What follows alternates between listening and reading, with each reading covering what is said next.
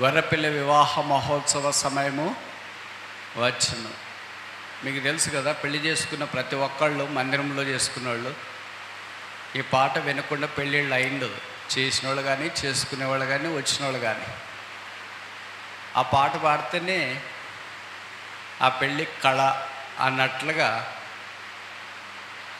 దేవుని యొక్క భవిష్యత్తు జ్ఞానంలో సంఘాన్ని పెళ్లి కుమార్తెగా ఎలాగ ప్రభు సిద్ధపరుస్తున్నాడో అలాగ ప్రభుతో ఎలాగో సంఘం కలవనై ఉన్నదో తెలియజేసే సంగతులు. కనుక ఈ 5 సంగతులను బట్టి ఈ పుస్తకము అసమానమైనది, యునీక్. దీంట్లో ఈ పుస్తకం ఆరంభం 1:7 ప్రకారము నేను త్వరగా వచ్చున్నాను, 22:7 ప్రకారం త్వరగా వచ్చున్నాను. కనుక ప్రభు యొక్క రాకడతో ఆరంభించబడి ప్రభు యొక్క రాకడతో ముగించబడుతుంది ఈ పుస్తకం. అందుకొరకే క్రైస్తవుడు మొదటి రాకడైన యేసు ప్రభు శరీరధారిగా ప్రత్యక్షమైన దాని గురించి చాలా సంతోషపడ్డం సహజమే. అయితే రెండవ రాకడ గురించి ఆయన సంతోషపడటానికి బహుశా అంత టైం ఉండదు, అంత అందుబాటులో ఉండదు. మొదటి రాకడైన క్రిస్మస్ మాదిరి కొత్త బట్టలు కట్టుకొని, కేకులు కొనేసి, చికెన్ తెచ్చుకొని, బంధువులను పిలుచుకొని, క్యాండిల్ లైట్స్ పెట్టి, ఇవన్నీ రెండవ రాకడలో ఉండదు. ఉండు ప్రభా, బట్టలు తెచ్చుకుంటా కొద్దిగా ఆగు, కేక్ తెచ్చుకుంటా కొద్దిగా ఆగు, క్యాండిల్ తెచ్చుకుంటా కొద్దిగా ఆగు, మా ఫ్రెండ్స్కి గ్రీటింగ్ కార్డు పంపిస్తా కొద్దిగా ఆగు. No, second coming is altogether different ball game over the first coming. మొదటి రాకడ ఎంత నిశ్శబ్దంగా, నిమ్మళంగా, సామాన్యంగా జరిగిందో రెండవ రాకడ దానికి భిన్నంగా జరుగుతూ వస్తుంది.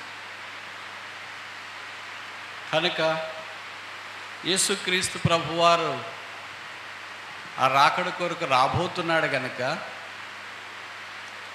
కొన్ని చిత్రపటాలు పాత నిబంధనలో మనకు కనిపిస్తూ ఉంటాయి. ఇవి మీకు పరిచయమైన వాక్యాలే, మరలా జ్ఞాపకం చేసుకోవడం అవసరమని నేను తలస్తున్నా. మొదటిది ఆదికాండం 22వ అధ్యాయం, జెనసిస్ చాప్టర్ 22 వర్స్ 5. ఆదికాండం 22:5. తన పనివారితో, మీరు గాడిదతో ఇక్కడనే ఉండుడి, నేను ఈ చిన్నవాడును అక్కడికి వెళ్ళి దేవునికి మ్రొక్కి మరలా, నేను నిన్నే చెప్పాను కదా, తిరిగి మరలా వచ్చుట. ఇవన్నీ సందర్భములో యేసుప్రభు యొక్క రాకడను జ్ఞాపకం చేస్తున్నాయి. 22వ అధ్యాయము సందర్భం నాకంటే మీకు బాగా పరిచయము. యెహోవా అబ్రహాముతో ఏకైక కుమారుణ్ణి దహనబలిగా అర్పించాలని ఆజ్ఞాపించున్నాడు. ఆ ఆజ్ఞకు అబ్రహాము శిరసా వహించి దేవుడు చూపించే మోరియా పర్వతం దగ్గరికి కుమారుని తీసుకుని వెళ్ళటానికి తెల్లవారుజామున లేచినాడు, సిద్ధపడ్డాడు. తెల్లవారినప్పుడు అబ్రహాము లేచి గాడిద గంత కట్టి 2 పనివారిని తీసుకొని తాను కుమారుడు బయలుదేరి మోరియా పర్వతం దగ్గరికి వచ్చినారు. ఇప్పుడు మోరియా పర్వతానికి 2 వెళుతున్నారు, పనివారు వెళ్ళట్లేదు, గాడిదలు వెళ్ళట్లేదు. వాళ్ళు ఎక్కడున్నారంటే కొండ కింద ఉన్నారు. కొండ మీద ఇప్పుడు ఎవరు ఉండబోతున్నారంటే అబ్రహాము, ఇస్సాకు ఉండబోతున్నారు. కొండ మీద ఎవరు కనిపిస్తున్నారంటే దేవుని గొర్రెపిల్ల కనిపిస్తున్నాడు. అందుకే ఇస్సాకు అడిగాడు కదా, వేర్ ఇస్ ద ల్యామ్, గొర్రెపిల్ల ఎక్కడ? అబ్రహాం అన్నాడు, దేవుడే చూసుకుంటాడు. ఇప్పుడు అబ్రహాం చెప్పిన మాట 5వ వచనంలో, నేనును ఈ చిన్నవాడును వెళ్ళి దేవునికి మ్రొక్కి, వర్షిప్, మ్రొక్కుట అనే పదము బైబిల్లో మొదటి ఇక్కడే వాడబడింది. అబ్రహాం నోట్లో నుండే వచ్చింది మొదట ఆరాధన అనేది. కొండ ఎక్కేటప్పుడే వచ్చింది ఆరాధన. కొండ మీద వెళ్ళేవాళ్ళే ఆరాధన చేయగలరు. కొండ మీద ఉన్నవాళ్ళే గొర్రెపిల్లతో సహవాసం చేయగలరు. కొండ కింద ఉన్నవాళ్ళు ఎవరితో సహవాసం చేస్తారు? గాడిదతో సహవాసం చేస్తారు. గాడిద అనే మాట నాకు తెలిసి మొదట ఇక్కడే కనిపిస్తుంది. గొర్రెపిల్ల అనే మాట కూడా బైబిల్లో మొదటిసారి ఇక్కడే రాయబడుతూ వచ్చింది. మీరు ఈ గాడిదతో ఇక్కడే ఉండుడి, మేము కూడా వస్తాము ఆరాధనకు అనవచ్చుగా. ఎప్పుడు ఇక్కడే ఉండమని చెప్తారని ఎదురు చూస్తుంటారు వాళ్ళు కూడా. ఎందుకంటే అబ్రహాంతో పెట్టుకుంటే అయ్యే పని కాదు. అని రాత్రులు లేస్తాడు, పగలు ప్రార్థనలు అంటాడు, ప్రయాణాలు అంటాడు, బలి అంటాడు, దహన బలి అంటాడు, దేవుడు అంటాడు, పరిగెత్తాడు, ఆగుతాడు, చెట్టు కింద కూర్చుంటాడు. ఆయనతో పెట్టుకుంటే మనకెక్కడైతుందో, మనల్ని ఎక్కడో ఇక్కడే గాడిదల దగ్గర ఉండమన్నాడు కదా, గాడిదలు చూసుకుంటుందామని అనుకున్నారు. విశ్వాసులు రెండు రకాలు. మొదటి రకము కొండ కింద ఉండే డాష్తో ఉండేవాళ్ళు. రెండవ రకము కొండ పైనుండే గొర్రె పిల్లతో ఉండేవాళ్ళు. విచిత్రం ఏంటంటే అక్కడ ఇద్దరే ఇక్కడ ఇద్దరే ఉంటారు. సగభాగం ఉన్నారు. పైన ఎంతమంది ఉన్నారు, కింద కూడా అంతమందే ఉన్నారు. అదే షాకింగ్. కొండ కింద తక్కువ మంది ఉండాలి, కొండ మీద ఎక్కువ మంది ఉండాలి. కానీ షాకింగ్ ఏంటంటే పైన ఎంతమందో కింద ఎంతమంది, ఆత్మీయులు ఎంతమందో, శరీరానుసారులు ఎంతమంది, మంచోళ్ళు ఎంతమందో, చెడ్డోళ్ళు అంతమంది, దైవికమైన వాళ్ళు ఎంతమందో, దైవత్వం లేని వాళ్ళు అంతమంది, భక్తిహీనులు ఎంతమందో, భక్తులు అంతమంది, రక్షణ పొందిన వాళ్ళు ఎంతమందో, రక్షణ పొందని వాళ్ళు కూడా మందిరంలో దాదాపు అదే సంఖ్యలో ఉంటారేమో. మరలా మేము వస్తాం. అబ్రహాము నిరీక్షణ ఏంటంటే ఇంకా ఇస్సాకుని అర్పించలేదు. కానీ పౌలు రాస్తాడు దీని గురించి రోమపత్రికలను, ఒక అధ్యాయం అంతా కేటాయించినాడు. మృతులను సహా తిరిగి దేవుడు లేపగలని అబ్రహాము నమ్మినాడు. ఇంగ్లీష్లో రాయబడిన under hopeless circumstances he hopefully believed. నిరీక్షణకు ఆధారం లేనప్పుడు అబ్రహాము నిరీక్షణ కలిగి నమ్మెను. కానీ ఎవరు గొర్రెపిల్ల దగ్గర ఉంటారో వాళ్ళకి నమ్మకం ఉంటుంది, ఎవరు గాడిదల దగ్గర ఉంటారో వాళ్ళకి డాష్. లోకం మీద నమ్మకం ఉంటుంది, దేవుని మీద నమ్మకం ఉండదు వాళ్ళకి. అందుకే అబ్రహాముల గురించి చెప్పబడింది 15:6 అనుకుంటా, ఆదికాండం. అబ్రహాము దేవుని నమ్మెను, అది అతనికి నీతిగా ఎంచబడెను. మనం కూడా నమ్ముతున్నాం కదా. ఆయన నమ్మకానికి మన నమ్మకానికి తేడా ఏంటంటే మన పరిస్థితులన్నీ అనుకూలంగా ఉన్నప్పుడు నమ్ముతాం, ఆయన పరిస్థితులన్నీ ప్రతికూలంగా ఉన్నప్పుడు నమ్మినాడు. అదే భక్సింగ్ గారికి మనకి వాళ్ళకున్న తేడాలు ఇవే.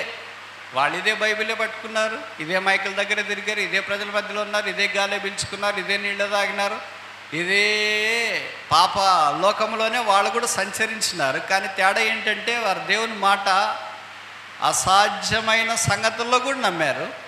మనం దేవుని మాట సాధ్యమైన సంగతుల్లో మాత్రమే నమ్ముతూ ఉంటాం. వాళ్ళు నమ్మినారు కనుక నీతిమంతులుగా ఎంచబడుతూ వచ్చినారు. ఇప్పుడు జరిగిన సంగతి ఏంటంటే నేనును ఇచ్చినవాడు మరలా వస్తామన్నారు. మరలా వచ్చారా? చూడండి 22వ అధ్యాయం ఆదికాండం 22వ అధ్యాయం 19వ వచనం వర్స్ 19. తర్వాత అబ్రహాము తన పనివారి యొద్దకు తిరిగి రాగా, 19వ వచనానికి 5వ వచనానికి తేడా ఏంటి?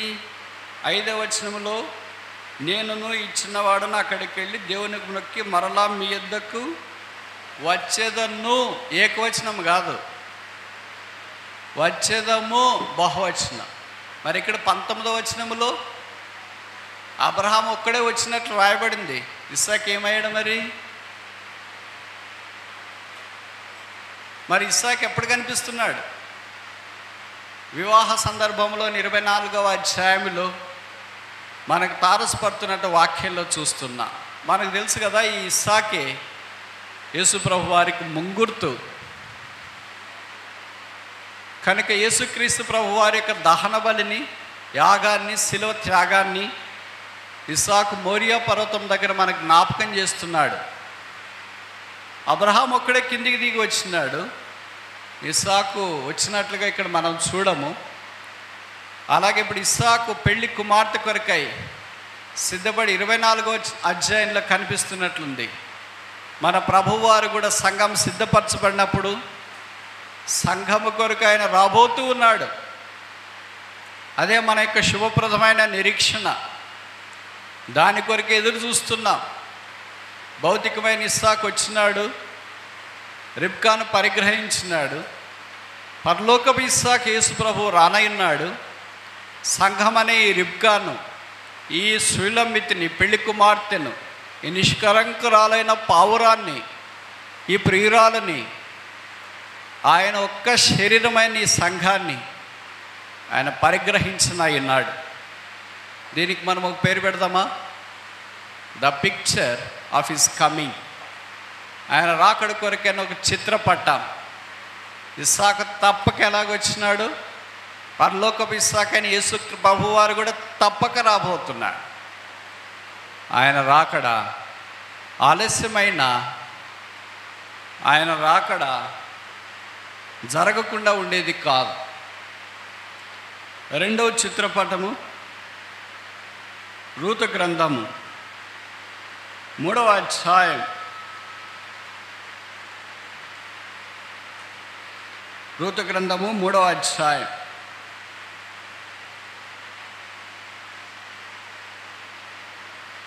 15వ వచనం లేదా 14 చదువుతా. Ruth chapter 3 verse 14. కాబట్టి ఆమె ఉదయం వరకు అతని కాళ్ళ యొద్ద పండుకొని ఒకనొకడు గుర్తింపు పాటు వెలుగు రాకముందే లేచిను. అప్పుడు అతడు ఆ స్త్రీ కళ్ళమునకు వచ్చిన సంగతి తెలియజేయకుడని చెప్పెను. 15వ వచనం.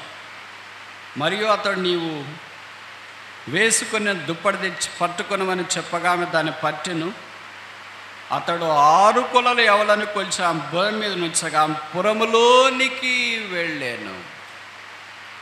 ఆమె పురములోనికి వెళ్ళాను. ఎవరామె? వెరీ గుడ్, బాగా చెప్తారు మీరు. రూతే.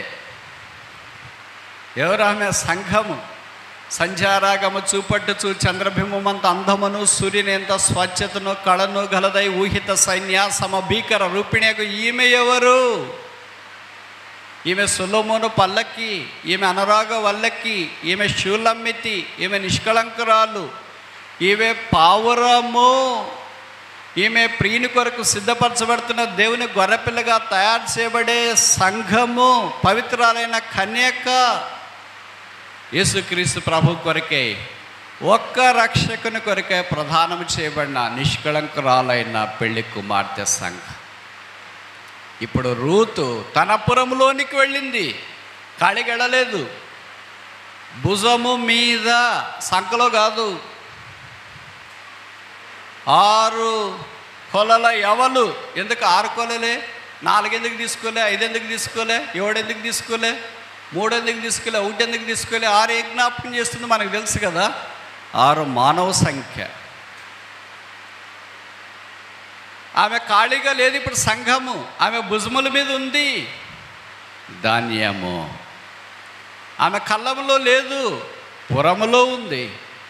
అదే అంతఃపురము, అదే సొలొమోను పల్లకి, అదే దేవుని సంఘము.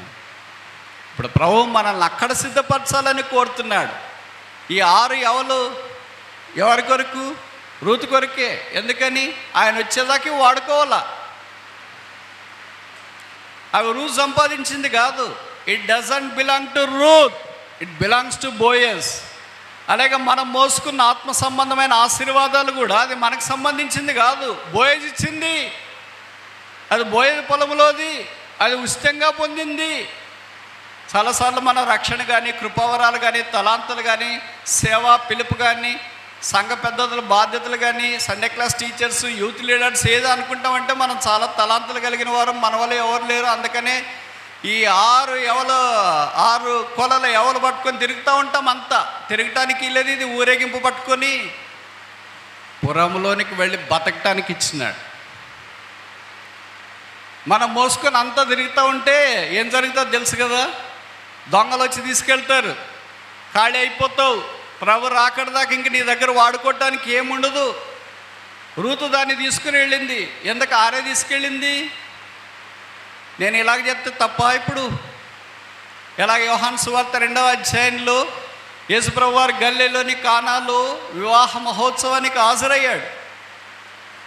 అక్కడ వారికి ద్రాక్షరసం తక్కువైందని మరియమ్మ చెప్పింది. యేసుప్రభు నా సమయం ఇంకా రాలేదన్నాడు. ఆయన సమయం వచ్చినప్పుడు 6 రాతి బాణాలు అక్కడ ఉన్నాయి. ఎందుకు 6 ఉన్నాయి? 7 ఉండొచ్చుగా. ఎందుకు 6 ఉన్నాయి? 5 ఉండొచ్చుగా. 6 మానవ సంఖ్య. ఆ వివాహం దగ్గర 6 ఎలాగున్నాయో రూతు దగ్గర కూడా 6 అలాగే ఉన్నాయి. ఈ రూతు మోసుకొని వచ్చిన 6 కొలలు ఎవరు ఆ 6 రాతి బాణాలకు సాదృశ్యమంటే తప్ప. ఇప్పుడు ప్రభు ఏం చేసినాడంటే ఆ 6 బాణాలను నీళ్ళతో నింపుడు అన్నాడు. బైబిల్లో రాయబడింది యోహాను సువార్త 2వ అధ్యాయం, వాటిని అంచుల మట్టుకు నింపిరి. మనం నింపమని చెప్పింటే బద్వెల్లో నీళ్ళే లేవు, ఇంకా ఎక్కడి నీళ్ళు తీసుకొని వస్తామని అనుకునింటాం. ఏదో ఆ నీళ్ళు ఈ నీళ్ళు వేసి నింపేస్తాంలే అనుకుంటామేమో. వాళ్ళు వాటిని అంచుల మట్టుకు నింపిరి. వాళ్ళకి నీళ్ళు చాలా కష్టం అక్కడ, కానీ ఎలాగో అంచుల దాకా నింపినారు. ఇప్పుడు ఆ నీళ్లు ద్రాక్షరసముగా యేసుప్రభు మార్చినాడు. ఇక్కడ మీరు గమనించాల్సిన సంగతి ఏంటంటే బాణాల్లో ఏమిస్తాము? ద్రాక్షరసం ఇస్తారా, నీళ్ళు ఇస్తారా? అక్కడ రాయబడింది నీటి బాణలు, దాంట్లో ఏంటంటే ద్రాక్షరసం. ఇప్పుడు నీళ్ళు బాణాలు లేవు, బాటిల్స్ వచ్చినాయి. ఎవరి దగ్గరికి నీళ్ళు మనం నీళ్ళు అంటే బాటిల్ అన్నీ ఇస్తారు, గ్లాస్ అన్నీ ఇస్తారు. ఇంతకుముందు బాణల్లో చెంబు తీసుకుని వచ్చి ఇచ్చేవాళ్ళు, చెంబు నిండా తాగేవాళ్ళు వేసవికాలం అయితే. ఇప్పుడు చెంబు నిండా తాగితే ఎదురోళ్ళు ఫీల్ అయిపోతారు, ఏంటి ఇచ్చినవన్నీ తాగేస్తున్నాడని.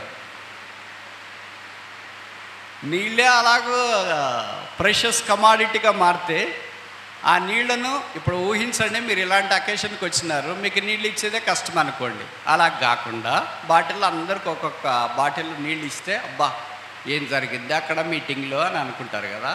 అలా కాకుండా ఇప్పుడు మీటింగ్ అయిన తర్వాత మీకు అనౌన్స్ చేశారు అనుకోండి, బయట బాణాలు పెట్టినాము. ఎన్ని బాణాలు అంటే చాలా బాణాలు పెట్టినాము. కొన్ని బాణాల్లోన మజ్జిగ ఉన్నాయి, కొన్ని బాణాల్లోన కొబ్బరి బొండ నీళ్ళు ఉన్నాయి, కొన్ని బాణాల్లోన నీళ్ళు ఉన్నాయి. మీరు ఏది కావాలంటే అది తాగొచ్చు అంటే ఏమనుకుంటారు మీరు? మీటింగ్ అంటే అది బ్రదర్. నీళ్లు పోసినట్లు పోసారు మజ్జిగ, నీళ్లు పోసినట్లు పోసారు కొబ్బరి బొండాలు. ఇంకోటి మర్చిపోయినా, ఇంకా కొన్ని బాణాలు పెట్టినామో దాంట్లో చెరుకు రసం పోసినామా. నాకు తెలిసి భోజనం లేకుండా బాణాలు చుట్టే తిరుగుతారు అనుకుంటా విశ్వాసులంతా. ఒక గ్లాస్ ఇది, ఒక గ్లాసు మజ్జిగ, ఒక గ్లాసు కొబ్బరి బొండలు, ఒక గ్లాసు చెరుకు, మళ్ళీ అట్లా వాళ్ళతో మాట్లాడి మళ్ళీ వచ్చేసింది భోజనం. ఇంకేం తినబుద్ధి కాదు, ఇదే సరిపోయింది. బాణాల్లో ఎవరిస్తారండి? ఒక్కడే, ఆయన పేరే యేసుక్రీస్తు ప్రభు. మనుషుడు దేంట్లో ఇస్తాడండి? బాటిల్స్. దేవుడు దేంట్లో ఇస్తాడు? బాణాలు. That is God. రూతు పరిగెరుకునింటే ఎన్ని ఏరుకునింటుంది? ఏదో చీర 2 చీరలో పట్టుకుని అన్ని ఏరుకునింటుంది, భుజం మీద మోసుకుని అన్ని ఏరుకోలేదు. కానీ బోయజ్ ఆమెకి భుజం మీద మోసుకుని అంత ఇచ్చినట్లు వాక్యంలో మనం చూస్తున్నాం. ఎందుకంటే ఆమె ఆయనకు కాబోయే భార్య. ఆత్మీయమైన పరలోకపు రూతైన మనం కూడా రూతు వలె మోయాబిరాలు నిరాకరించబడిన వారు, ఏ బంధుత్వం లేని వారు, ఎవరు పరిచయం లేని వారు. రూతు అవే అంటుంది కదా, పరదేశినైన నాయళ్ళ కటాక్షం దయచూపటానికి ఏమి మీరు నాలో చూచారు? What you have seen in me that I may found favour in thy sight. నీ దయలో నేను నొందుట కొరకు, లేదా నీ దయ నొందటానికి, నీ కటాక్షం పొందటానికి నేను ఎంతటి దానా. ఇదే నేను ఇలాగ చెప్తే బహుశా తప్పు కాదనుకుంటా. హోషేయ గ్రంథం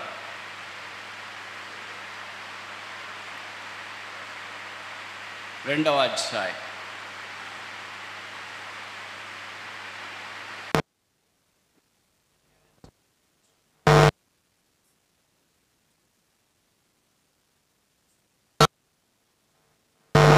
నీతిని బట్టి తీర్పు తీర్చుట వలన, దయా దాక్షిణ్యములు చూపుట వలన నిన్ను ప్రధానం చేసుకుందును.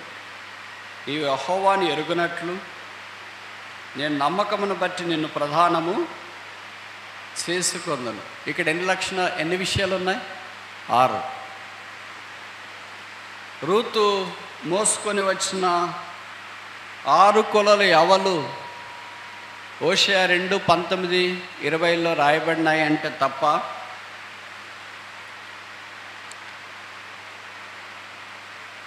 దేవుని బుద్ధి జ్ఞాన బాహుళ్యములు ఎంతో దొడ్డవి. ఈ ప్రధానం అనేది, వివాహం అనేది, అనేది, ప్రభు రాకడనేది, వివాహ సంతోషం అనే బంగారు తాడు ఆదికాండము నుండి ప్రకటన గ్రంథం దాకా తెగిపోకుండా పరలోకపు నేతగాడైన పరిశుద్ధాత్మ దేవుడు నేస్తూనే ఉన్నాడు. ఆయన దైవత్వం అనే మగ్గం మీద నిత్యము నాకుండునట్లు యేసుప్రభు ఒకసారి ప్రదానం చేసుకున్న తర్వాత డివోర్స్ ఉండదు, విడిచిపెట్టేది ఉండదు. నచ్చలేదు కనుక వద్దనడు. పలానా నిన్ను గురించి చాలా బ్యాడ్ స్టోరీలు తెలిసినా కనుక వద్దు అని చెప్పడు. అట్లంతా మనుషులు చెప్తారు. యేసుప్రభు అలాగే చెప్పాడు. నేను నీకు నిత్యం ఉండాలా. నాలో ఏముంది ప్రభువా మంచి? ఏం లేదు కనుకనే యేసుప్రభు మనల్ని ప్రేమించినాడు. అదే కల్వారి ప్రేమ. ఒక నీతిమంతుడి కొరకు ఒక నీతిమంతుడు చనిపోవటానికి తెగించవచ్చు, మంచివాని కొరకు మంచివాడు చనిపోవటానికి తెగించవచ్చు. ఒక దుర్నీతిమంతుని కొరకు నీతిమంతుడు ఎలాగ చనిపోతాడు? ఒక చెడ్డవాని కొరకు ఒక మంచివాడు ఎలాగ చనిపోతాడు? ఒక మంటి పురుగు కొరకు దేవుడు ఎలాగ చనిపోతాడు? ఒక లోకంలో ఉన్నవాని కొరకు పరలోకంలో ఉన్నవాడు ఎలాగ చనిపోతాడు? ఒక పాపి కొరకు పరిశుద్ధుడు ఎలాగ చనిపోతాడు? ఒక మట్టి పురుగు కొరకై దైవత్వం కలిగిన వాడు ఎలాగ చనిపోవటానికి ఇష్టపడతాడు? అదే క్రీస్తు ప్రేమ, శిలువ ప్రేమ, కల్వరి ప్రేమ. రూతును ప్రేమించిన బోయేజు కళ్ళములో ఆమెకు 6 కొలలు ఎవలు భుజం మీద ఎత్తిపెట్టి ఆమెను పురానికి పంపించినాడు. కళ్ళమైన సిలువ దగ్గర పరలోక బోయేజు మన కొరకు వేలాడదీయబడి రక్తము కార్చి చనిపోయి సమాధి చేయబడి తిరిగి 3వ దినాన్ని లేచి పాప క్షమాపణ మన హృదయంలో అనుగ్రహించి మనల్ని ఇప్పుడు పరమగీతంలో చెప్పబడింది 2వ అధ్యాయం, he ledded me into the banqueting hall, his banner over me was love. అతడు నన్ను విందుశాలకు తోడుకొని పోయాను, నా మీద ప్రేమను ధ్వజముగా ఎత్తాను. ఎవరిని తోడుకొని పోతారు? తోడుకొని పోయేది వేరే, తోలుకొని పోయేది వేరే. ఎవరిని తోలుకొని పోతారు? ఎవరిని తోలుకొని పోతారు? మీ ఊర్లో తోలుకొని పోతారా? ఉదయాన్నే తోలుకొని పోతుంటారు. బర్రెల్ని, గాడిదల్ని, మేకల్ని, వీటన్నిటిని తోలుకొని పోయేది. తోడుకొని పోయేది ఎవరిని? పెళ్ళి కూతుర్ని. మీకు తెలుసు కదా, ఇలాంటి ఒక పెద్ద ఫంక్షన్ హాల్లో వివాహం జరుగుతూ ఉంటే ఎంత పెద్దోళ్ళు కూర్చున్నా పర్వాలేదు. ఇప్పుడు ఇక్కడ లీడ్ చేసే బ్రదరు, పాస్టర్ గారు చెప్తారు, ఇప్పుడు పెళ్లి కూతురు మన మధ్యకి రాబోతుంది, అందరు లేచి ఘనముగా ఆమెకు స్వాగతం పలుకుతామంటే లేయటానికి శాతగాని వాళ్ళు కూడా లేస్తారు. అదేం విలువో అర్థం కాదు, అదేం గొప్పతనమో అర్థం కాదు. ఎంత ముసలోళ్ళైనా, ఎంత చేతగాని వాళ్ళైనా వాళ్ళ ఇంట్లో పొరపాటును కూడా లేరు. కానీ పెళ్లి కూతురు యొక్క ఘనత అలాంటిది. ఆమె ఒక్కటే రాదు, తోడుకొని వస్తారు. వెనక 2, 3, 4, 5 మందో వాళ్ళకున్న తాయెత్తును బట్టి యేసుప్రభు పాపులమైన మనల్ని తోడుకొని వెళ్ళట కొరకే పరిశుద్ధాత్మ దేవుణ్ణి అనుగ్రహించిన ఆయన మనం తోడుకొని వెళ్ళటానికి సిద్ధంగా ఉన్నాడు. దీనికి మనం ఒక పేరు పెడదామా? రూతు బోయేజ్ లెక్క చిత్రపటం, the claim of his coming. ఆయన రాకడను గురించిన వాస్తవికత. 3వది చూస్తామా?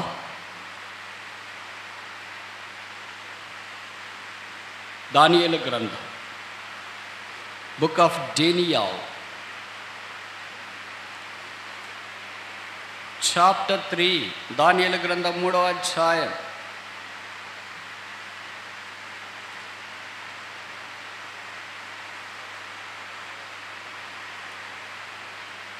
దానియేలు గ్రంథము 3వ అధ్యాయం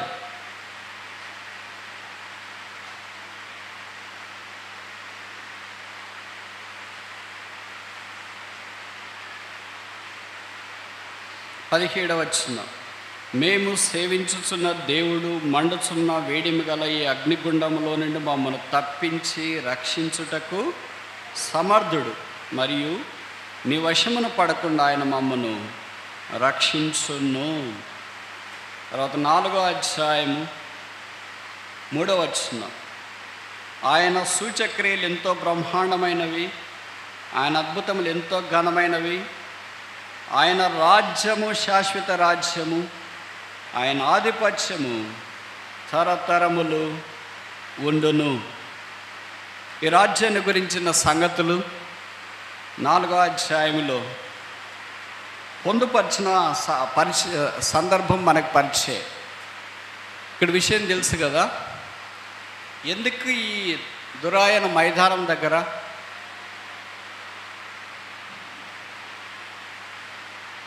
ఒక ప్రతిమ ఉంచి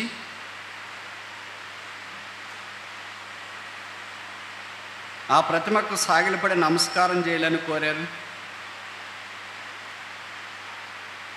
మీలో కొంతమందికి పరిచయం అనుకుంటా, బైబిల్లో అక్కడ మనకు మైదానాలు కనిపిస్తాయి.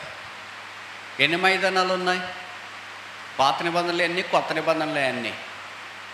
ఇది ఎన్నో మైదానం. ఇందాక మనం కొండను గురించి చూసాం, అబ్రహాం కొండ మీదకి వెళ్ళాడని. అబ్రహాం లాంటి వాళ్ళు కొండ మీద ఉంటారు. నెబుకద్నెజర్ లాంటి వాళ్ళు ఎక్కడుంటారు?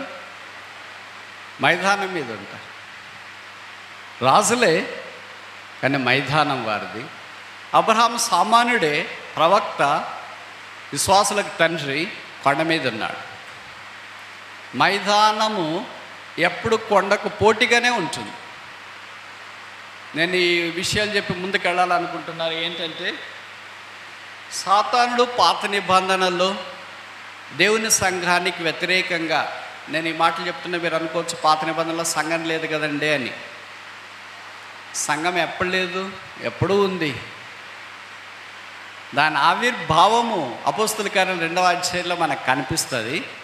అంతకుముందు అంతా కనబడనట్టుగా, చూచాయిగా, చిత్రపటాలుగా అక్కడక్కడ ఆ ప్రత్యక్షత, ఆ వెలుగు మనం చూస్తూనే ఉన్నాం. అందుకే ఆదికాండం 28వ అధ్యాయంలో యాకోబు అన్నాడు, దేవుని మందిరమే అన్నాడు. మరి సంఘం లేదుగా, ఇలాంటి మైకులు లేవుగా, సేవకులు లేరు, బోధకులు లేరు, కాపర్లు లేరు, ఉపదేశకులు లేదు, యూట్యూబ్ లేదు, సోషల్ మీడియా లేదు, ఎవరు లేరు. మరి సంఘం ఎలాగైంది? అది దేవుడు ఉన్నాడు, దేవునితో మాట్లాడే వ్యక్తి ఉన్నాడు.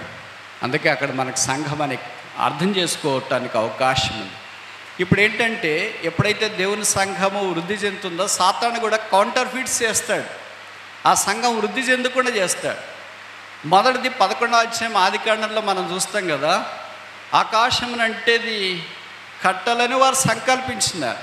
ఏంటది? గోపురం.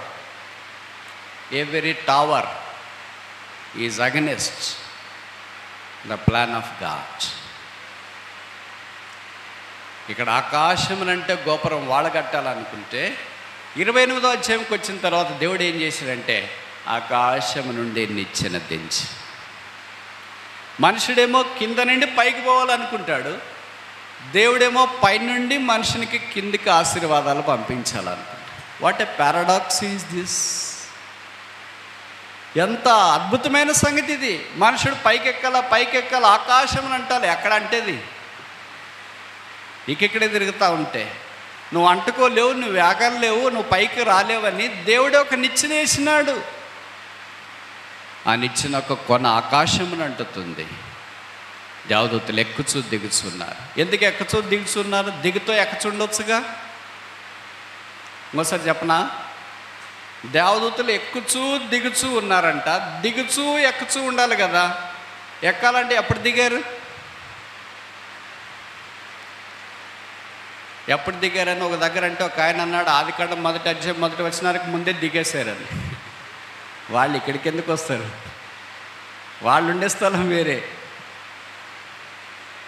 దేవుడితో పాటు వారు కూడా దేవుని కార్యాల కొరకు వారు దిగి వచ్చి సంచారం చేస్తున్నారు. బైబిల్లో రాయబడింది కదా, దేవదూతలు ఈ పరిచర్య తొంగి చూడ కోరుచున్నారు. The angels desire to look him. ఈ దేవదూతలు ఎందుకు ఎక్కుతున్నారు అని అంటే, మనం చేసే పని దేవదూతలు దేవుడికి తీసుకెళ్తున్నారు. దానికి ప్రతిఫలముగా దేవదూతలు తిరిగి బహుమానం కిందికి తీసుకొని వస్తున్నారు. ఇది మనం చేసే పనిలో ఏదైనా ప్రభుకు మహిమ ఉంటే. అందుకే దీన్ని యాంప్లిఫై చేస్తూ అపోస్తలుడైన పౌలు కొరింథీయులకు రాస్తూ మొదటి పత్రిక 10:31, మీరు ఏమి చేసినా, నువ్వు భోజనం చేసినా పానం చేసినా సమస్తము దేవుని మహిమ కొరకు చేయుడి. మనం ఏం చేస్తామంటే హారిజాంటల్కి సమాంతరంగా చేస్తాం. మీరు మా ఇంటికి రండి, మేము మీ ఇంటికి వస్తాం. మీరు మమ్మల్ని పిలవండి, మేము మీ దగ్గరికి, మేము మిమ్మల్ని పిలుస్తాం. This is a horizontal ministry. Church primary ministry is not horizontal but vertical. సంఘం యొక్క పరిచర్య సమాంతరంగా కాదు. మొదటిది నిచ్చెన మీదికి వెళ్ళాలా. మీరు ఏమి చేసినా దేవుని మహిమ కొరకు చేయండి. దేవదూతలు తీసుకెళ్ళాలా. ప్రభా, బద్వేల పరిచర్య చూసినావా? మేము తీసుకుని వచ్చినాం. ఇక్కడ చూడండి ఎంత పరిచర్య చేస్తున్నారు, ఎంత కన్నీరు గారుస్తున్నారు, ఎంత చెమటోడుస్తున్నారు, ఎంత చేయి చాపుతున్నారు, ఎన్ని ఆత్మలు సంపాదించినారు, ఎంత జీవిస్తున్నారు చూడండి. ఇప్పుడు దేవుడు వారి పరిచయం నేను అంగీకరించిన తిరిగి బహుమానాలు ఇవ్వండి అంటే దేవదూతలు కిందకి రావాలి. మనం పరిచయం చేస్తే దేవదూతలు అసలు కనిపించరు. కనిపించుకున్న వాళ్ళు, అవసరం లేని వాళ్ళు కనిపిస్తూ ఉంటారు మనకు. డాష్ వాళ్ళు.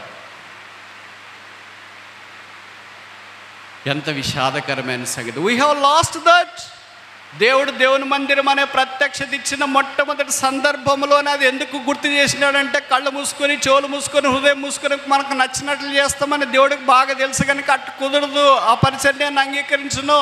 ఆ పరిచర్య పైకి ఎక్కి రాదు. ఆ పరిచర్యకు పై నుండి బహుమానం రాదు. ఆ పరిచర్య ఇక్కడే. దాన్నే పౌలు కొరింథీయులకు రాస్తున్నాడు. అది గడ్డి, కర్ర, కొయ్యకాలు, అగ్నిలో అయిపోద్ది. మరి ఇప్పుడు ఏం చేయాలంట?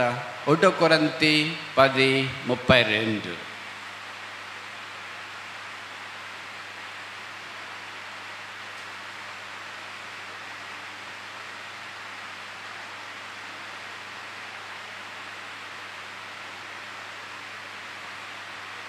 కొరింథీయులకు రాసిన మొదటి పత్రిక 10:32. ముఖ్యంగా దైవ సేవకులు, సంఘ పెద్దలు, పరిచారకులు, Sunday class teachers, EBS teachers, మీరు బైబిల్ తెరిచి ఈ మాటలు చదవండి. మిగతా వాళ్ళు ఎలాగో చదువుతారు. మనం బాగుంటే వాళ్ళు బాగుంటారు. కనుక 32వ వచనం 1 కొరింథీ 10:32. యూదులకైనను గ్రీసు దేశస్థులకైనను దేవుని సంఘమునకైనను అభ్యంతరము కలగజేయుడి అని రాసినారా? అంటే మనం చేసి చెప్తున్నాను నేను. బైబిల్ ఏమి రాసినారంటే కలగజేయకుడి. ముగ్గురు యూదులు అంటే క్రైస్తవులు, యేసును అంగీకరించిన వారని ఇక్కడ.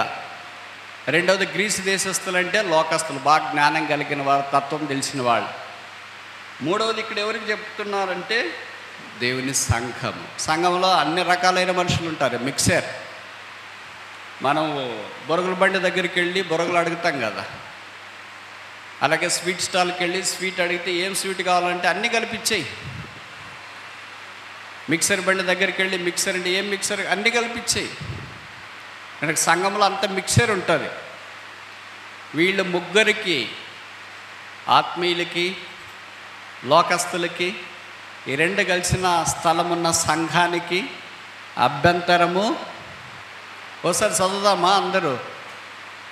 ఇది మీకు ఎప్పుడు తెలిసిందే, కానీ ఈరోజన్నా చదువుతాము అని. ఎలాగో చేయకపోయినా చదివితే మంచిది కదా. మళ్ళీ చదువుదాం. 32.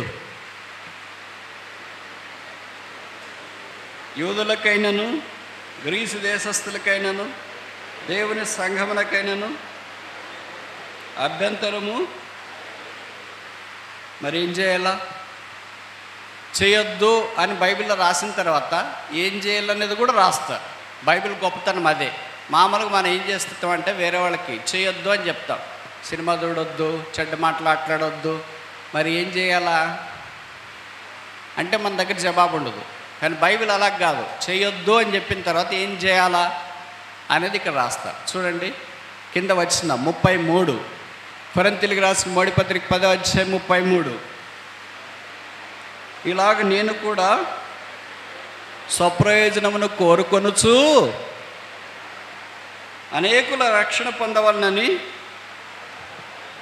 మన భాగం చదువున్నా నేను, బైబిల్లో రాసినది కాకుండా, ఇలాగ నేను కూడా స్వప్రయోజనం కోరుకొనొచ్చు, ఎవరినూ రక్షణ పొందకూడదని నా స్వప్రయోజనంనే కోరుకొనొచ్చు, నన్నే సంతోషపెట్టుకొంచున్నాను. ఇది మన వర్షన్. ఇది కాదంటారా? బైబిల్లో రాయలేదు కానీ వాస్తవం ఇది. మనకు చేసేది రోజు ఇదే, వారంకోసారి చేసేది కాదు, రోజు చేసేది ఇదే. సర్ప్రైజ్. నేను బతికితే చాలు, నేను కనపడితే చాలు, నేను మాట్లాడితే చాలు, నేను బోధిస్తే చాలు, నేను ఉంటే చాలు. లోకమంతా కొట్టుకుపోతుంది బ్రదర్. పర్వాలేదులే, ఇంకా మిగిలిందా? కొట్టుకుపోలేదా? పౌలు అన్నాడు, నేను స్వప్రయోజనమును కోరుకొనక అనేకులు రక్షణ పొందాలంట. ఆయన ఉద్దేశం అది. మనకేమని ఇలాంటిది కనిపిస్తుంది ఎక్కడైనా కళలోనైనా, పగటి కళలోనైనా? ప్రభువా, మమ్మల్ని బద్వేలు చుట్టుపక్కల ప్రాంతాల్లో పెట్టిన బద్వేలని పట్టణాన్ని దర్శించు, అనేకులు రక్షణ పొందాలని మాకు ఆశ, తృష్ణ, అభిలాష ఉంది. ఏం లేదు, ఫుల్గా తినడం, దండికి నిద్రపోవడం, సెలవులు వచ్చినా కానీ కేసు వేసుకోవడం, పండుకోవడం, ఖాళీగా ఉంటే సంచి తగిలించుకోవడం, పోతా ఉండడం. లేకపోతే ఉద్యోగం వస్తే అక్కడ ఇక్కడ మన కార్యక్రమాలు, ఉద్యోగాలకు పోతున్నాయి. ఏంటండి, ఎవరైనా రక్షణ కొరకు ప్రయాసపడుతున్నా? సేవకులు ఉన్నారు కదా, సంఘ పెద్దలు ఉన్నారు కదా, నువ్వెందుకు మరి? నిచ్చెనతో సంబంధం లేదా? దేవదూతలు ఎక్కేది దిగేది లేదా? You forgot the whole concept of serving the Lord. ప్రభువును మనము దేవుని మందిర ఆవరణములో నిచ్చెన ద్వారా మాత్రమే సేవిస్తాం. If there is no ladder, there is no ministry at all. నేను చెప్పే మాటలు ఇప్పుడు అర్థమవుతున్నాయి అనుకుంటా. ఇప్పుడు మన భాగంలోనికి రావడానికి ప్రయత్నం చేస్తాం. ఇలాగ పైకి మన పరిచయం పోయి పైనుండి బహుమానం రావాలని దేవుని ప్రణాళిక అయితే, సాతాను ఏం చేస్తున్నాడంటే పైకి గోపురం కట్టాలనుకున్నాడు. కట్టాడా? బైబిల్లో రాయబడింది, వారు భాషలు తారుమారైపోయినాయి, వారు ఎవరి దారిన వాళ్ళు అక్కడి నుండి వెళ్ళిపోయారు. బాబేల్ కలవరము. Every attempt of devil to reach God by their own selfishness is nothing but Babel.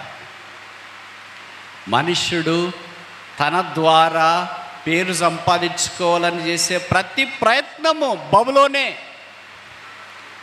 Every attempt that includes prayer, preaching, Sunday class, VBS, serving the Lord, eldership, name it any authority. పేరు సంపాదించుకోవాలని చేసే ప్రతి ప్రయత్నం బబులోనే. ఏ స్థలంలోనైతే యాకోబు వలె ఇది భయంకరము, this is terrible. House of the Lord, the church is terrible. ఇది నాకు తెలియకపోయేనే. అలాంటి అవగాహనతో మనం సేవ చేసినప్పుడు దేవుడు యాకోబును ఆశీర్వదించినట్లు మనల్ని కూడా ఆశీర్వదించాలని కోరుతాం. ఇప్పుడు ఇది మొదటి ప్రయత్నం. ఇది ఆదికాండం 11వ అధ్యాయం. ఇప్పుడు 3వ అధ్యాయంకి వచ్చినాడు దానియేలు. మైదానం మీద ఒక పెద్ద ప్రతిమ తయారు చేయించినాడు, దానికి మొక్కాలని కోరుతూ వచ్చినాడు. 3వ తర్వాత నేను చెప్తానికి ప్రయత్నం చేస్తా. ఇప్పుడు అక్కడ ప్రతిమ మొక్కడమా అది కాదు, ఒక కాన్సెప్ట్. అక్కడ సైతాన్ యొక్క కాన్సెప్ట్ ఏంటంటే లోకానికి అంతటికి నిజ దేవుడు లేడు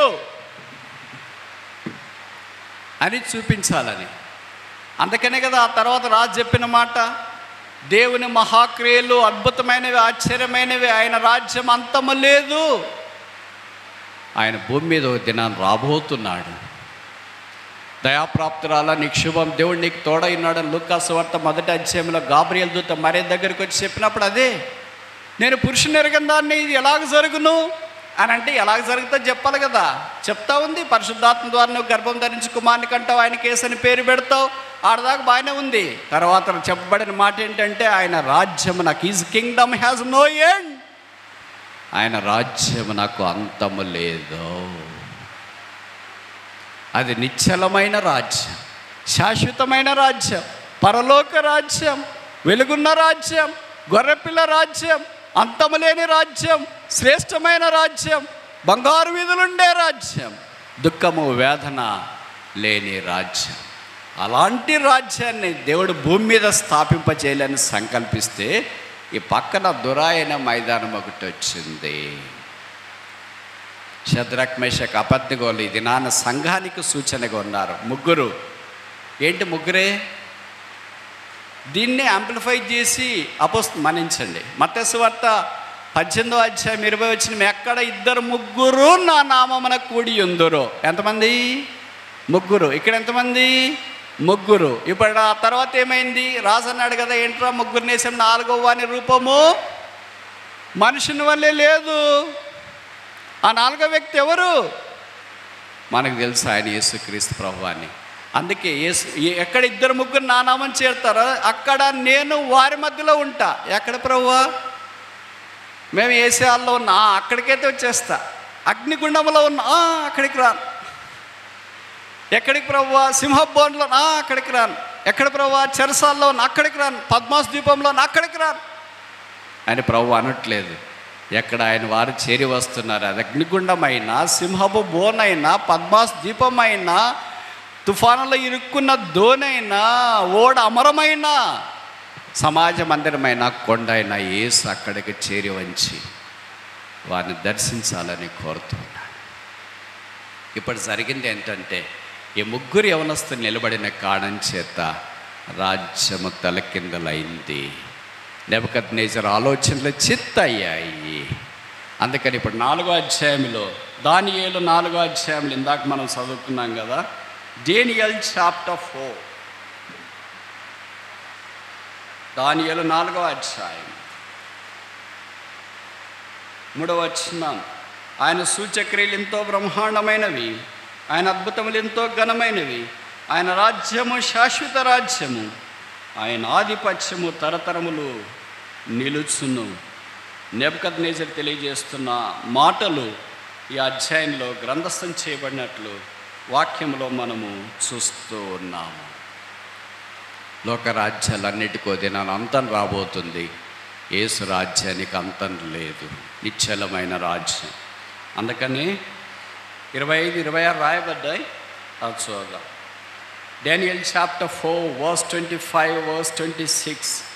తమ యుద్ధ నుండకుండా మనుషులు నిన్ను తరుముదురు, నీవు అడవి జంతువుల మధ్య నివాసము చేయొచ్చు, పశువుల వలె గడ్డి తినదవు, ఆకాశమంచు నీ మీద పడి నిన్ను తడుపును. సర్వోన్నతులకు దేవుడు మానవుల రాజ్యము పైన అధికారి అయి ఉన్నాడనియు, తానెవనికి దాన్ని అనుగ్రహింప నిశ్చయించునో వానికి అనుగ్రహించుననియు నీవు తెలుసుకొనవలెను.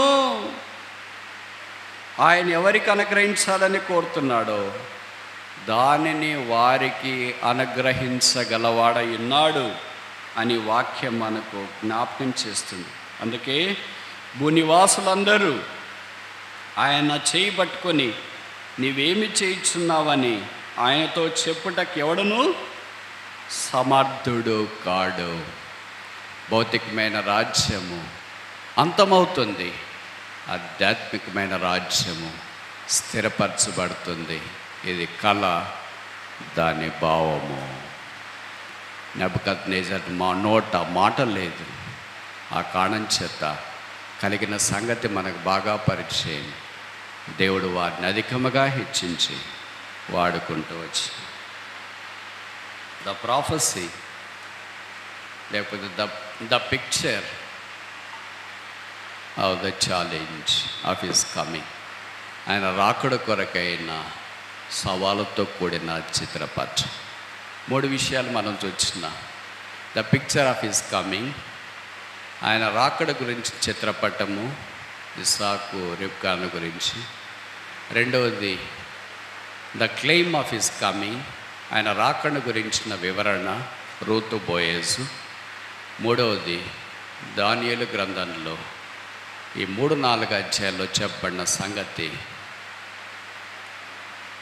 The challenge of his coming, ఆయన రాకడను గూర్చిన సవాల్. ముగించక మునుపు ఆయన రాజ్యంలో ప్రవేశించాలనే ఆశ యేసుని ఎరగని వారు కలిగి ఉన్న అది నిష్ఫలం. యేసుని ఎరిగిన వారే ఆ శాశ్వత రాజ్యం, నిత్య రాజ్యం సదాకాలం ఉండే రాజ్యంలో ప్రవేశిస్తారు. ఈ రాత్రి యేసును అంగీకరించి ఆయన రాజ్యంలో వారసులు కావాలని మనవి చేస్తున్నా. ఇంకా ప్రభువుని అంగీకరించకుండా ఉంటే పర్వాలేదులే అనుకుంటే, ఒకవేళ ప్రభు ఈరోజే వస్తే ఆయనతో పాటు ఉండటానికి ఆయన రక్తం ద్వారా కడగబడిన సంఘం ఎత్తబడితే, నువ్వు ఎత్తబడకుండా ఉంటే నేను ఆయన సేవకుడు కావచ్చు, బోధకుడు కావచ్చు, సంఘ పెద్ద కావచ్చు, మంచి ఆత్మీయుడు కావచ్చు, గాయకులు కావచ్చు, లైవ్ స్ట్రీమింగ్ ఇచ్చు, ఏదని ఇచ్చు, రక్షణ ఎవరిది వాడదే. మీ నాయన రక్షణ నీకేం రాదు, మీ అమ్మగారి రక్షణ నీకేం రాదు, మీ తల్లిదండ్రుల రక్షణ నీకేం రాదు. అది యేసు ప్రభు ప్రతి మానవునికి ఉచితంగా దయచేసిన భిక్ష, కృపావర, ఈవి, దానం, భాగ్యం, ధన్యత. అందుకొరకే యేసు ప్రభు మానవుని ప్రేమించి శిలువ మీదకి వెళ్ళాడు. శిలువలో వ్రేలాడదీయబడ్డాడు. ఆ వ్రేలాడదీయబడిన వాడు నేరారోపణ చేయబడిన వాడిగా సమాజానికి కనిపించాడు, దోషిగా సమాజానికి కనిపించినాడు, తలలూపుతూ నిందకు వేదనకు ఆస్పదముగా సమాజానికి కనిపించినాడు. అటు ఇటు వెళ్ళేవాళ్ళు ఆ మార్గస్తులు చూచి, ఈయన యేసైతే దిగి ఆయన రక్షించుకోవచ్చుగా, ఎడం వైపునున్న దొంగ మమ్మల్ని కూడా రక్షించవచ్చుగా, నేను రక్షించుకొని ఆయన మానవుణ్ణి రక్షించటానికి సిలువ దిగాల్సిన పని లేదు, సిలువ ఎక్కాలి. ఆయన సిలువ దిగితే ఆ సిలువ మీద మనమే వెళ్ళాలి. మనం ఆ సిలువ మీదకి వెళ్ళి తల మీద ముళ్ళ కిరీటం, ముఖం మీద ఉమ్మి, చేతుల్లో మేకులు, దేహమంతా కోడా దెబ్బలు కొట్టించుకొని సిలువ వేయబడలేము గనక నిర్దోషి, నిష్కల్మషుడు, పాపలలో చేరక ప్రత్యేకంగా ఉన్నవాడు, భూపతులకు అధిపతి, రాజులకు రాజు, ప్రభులకు ప్రభు, ఎవడునూ సమీపింపరని మహామహిమల అద్వితీయ మహిమ కలిగిన వాడయుండి ఏక రక్షకుడు, లోక రక్షకుడు, ప్రతి నామము, ప్రతి నోరు ఆయన ఉచ్చరించే నామం, ప్రతి నాలుక ఆయన నామాన్ని ప్రచురించే నాలుకగా ఉండాలని సంకల్పించి ఆ యేసు శిలువలో రక్తము కార్చి చనిపోయి సమాధి చేయబడి తిరిగి లేపబడి పరలోక స్థలములో ఆసీనుడైనాడు. బైబిల్ సెలవిస్తుంది, యేసు రక్తం ప్రతి పాపం నుండి మనల్ని కడిగి పవిత్రులుగా చేయను. ఇంకా యేసును అంగీకరించకపోతే ఈ రాత్రి మరలా జ్ఞాపకం చేస్తున్నాం, ప్రభువైన యేసునందు విశ్వాసం ఉంచు, అప్పుడు నీవును నీ ఇంటి వారు రక్షణ పొందుతారు. పర్వాలేదు, వీళ్ళు ఇలాగే చెప్తారు, లోకం ఇంకా చాలా ఉంది, అనుభవించాల్సింది చాలా ఉంది, చూడాల్సింది చాలా ఉంది, చేయాల్సింది చాలా ఉంది అని అనుకొని ఈ లోకాన్ని విడిచిపెట్టేలోగా రక్షణ పొందకుండా ఉంటే అగ్ని ఆరదు, పురుగు చావదు, వేదనకరమైన స్థలం. ఇక్కడ వేసవికాలం బద్వేల్లో 40 డిగ్రీలు 50 డిగ్రీలు ఉంటేనే తనకలాడిపోతున్నారే, చెమట్లు గారిపోతున్నాయి, ఏసీలో ఉంటేనే ఉండలేకపోతున్నారే. నరకంలో బైబిల్లో రాయబడింది, అగ్ని ఆరదు, పురుగు చావదు, రాత్రిపూట చల్లగా అవుతుందిలే అని అనుకోవటానికి లేదు, ఏసీ వేస్తాంలే అనుకోవటానికి లేదు, కూలర్ పెడతాంలే అనుకోవటానికి లేదు, ఇసునకర్ర పెట్టుకుందాంలే అనుకోవటానికి లేదు, తడి బట్ట పెట్టుకుందాంలే అనుకోవటానికి లేదు. వేదనకరమైన స్థలం. ఇక్కడ ఎవరు అడిగితే నీళ్లు తెచ్చిస్తారు, బాటిల్లోనో గ్లాసులోనో. పరలోక రాజ్యానికి వెళ్ళిన తర్వాత బాటిల్ లేవమ్మా, గ్లాసులు లేవమ్మా, చిటికన వేలే. అది కూడా బైబిల్లో రాయబడిన సంగతి, అది కూడా నోచుకోలేరు. ఇప్పుడు వారి పరిస్థితి మీరు ఊహించండి. ఇక్కడ ఎలాంటి దుర్మార్గుడైనా దారెంబడిపోతుంటే దాహం వేస్తుందండి అంటే నీళ్ళు ఇస్తారు కదా, చలివేంద్రాలు పెట్టింటారు కదా, మనం చూస్తూనే ఉంటాం. ఎలాంటి వ్యక్తికైనా చివరికి కోడిని కోసేవాళ్ళు కూడా సచ్చేటప్పుడు, కోసేటప్పుడు దాన్ని వెల్లలికలు చేసి దాంట్లో కొన్ని 1 చుక్క 2 చుక్కలు నీళ్ళు పోసి దాన్ని కోస్తారే. ఓ మానవుడా, నరకానికి వెళితే నీకు చుక్కల నీళ్ళు కూడా లేవు. ఇక్కడ ఉదయం లేస్తేనే మంద షాపుల దగ్గర కనిపిస్తూనే ఉన్నావు.